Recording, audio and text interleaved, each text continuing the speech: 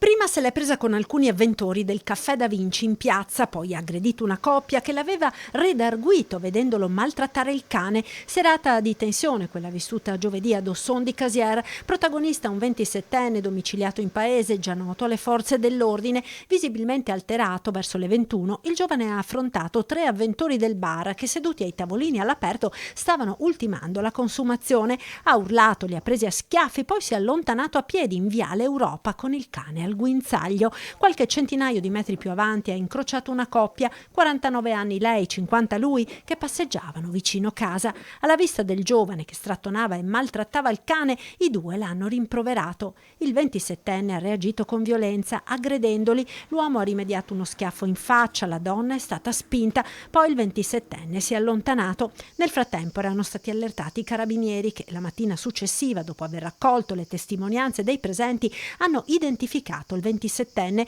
Oltre che per l'aggressione, il giovane verrà anche denunciato per maltrattamento di animali. Una segnalazione del caso è stata inviata anche ai servizi veterinari dell'ULSS. Ad Ossoni i protagonisti dell'episodio, ancora scossi, preferiscono non parlare, ma in paese, dove peraltro le intemperanze del 27enne sono note, tutti portano solidarietà agli aggrediti. Anche noi avremmo reagito così, vedendolo maltrattare il cane, dicono. Mamma mia, anche perché è una cosa che ti viene spontanea quando vedi che ti maltrattano un cane, insomma, una bestia, anche un gatto, anche un uccellino, di tutto. No, io sono proprio...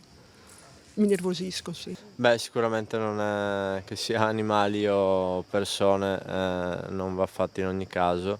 Apprezzamento anche per l'inasprimento delle pene previsto dalla recente modifica del codice penale per il reato di maltrattamento di animali. Uno che si comporta in questa maniera va subito processato per direttissima e messo in prigione.